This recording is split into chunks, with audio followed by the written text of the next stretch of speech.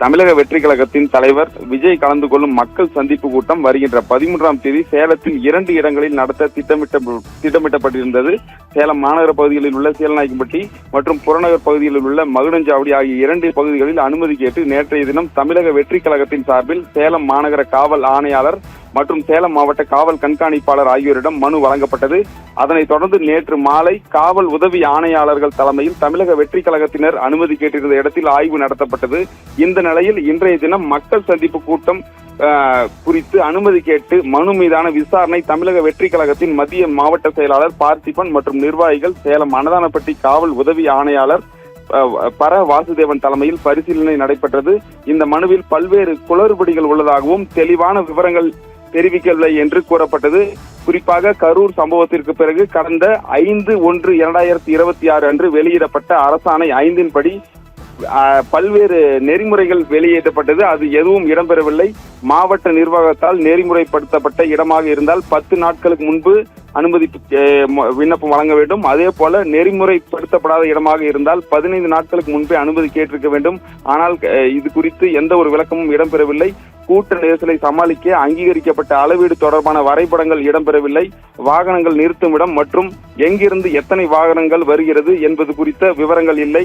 மேலும் கடந்த 5/1/2026 அரசாணை 5 படி படிவம் 1, படிவம் 2 ஆகியவை மனுவில் இணைக்கப்படாமல் உள்ளது.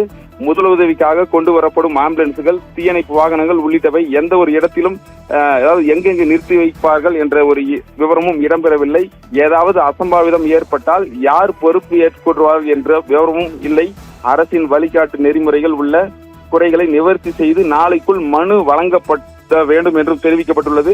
10 நாட்களுக்கு முன்பு கொடுத்தால் மட்டுமே அனுமதி வழங்கப்படும் என்ற பட்சத்தில் 8 நாட்கள் உள்ள நிலையில் சேலம் மாநகர பகுதிகளில் விஜய் கலந்து கொள்ளும் மக்கள் சந்திப்பு கூட்டம் நடத்துவதற்கு வாய்ப்பில்லை என்பது தற்பொழுது காவல்துறையினரின் விளக்கத்தால் தெளிவாகி உள்ளது. இதனால் வருகின்ற 13ஆம் தேதி சேலத்தில் விஜயின் மக்கள் சந்திப்பு கூட்டம் நடத்துவதற்கான எந்த ஒரு முகாந்திரமும் இல்லை. கரூர் சம்பவத்திற்கு பிறகு தமிழக வெற்றி கழகத்தினால் அதாவது உருவாக்கப்பட்ட அரசாணை அவர்களே பின்பற்றப்படவில்லை என்பதுதான் தற்பொழுது காவல்துறையினர் விளக்கத்தில் வெளிவந்துள்ளது.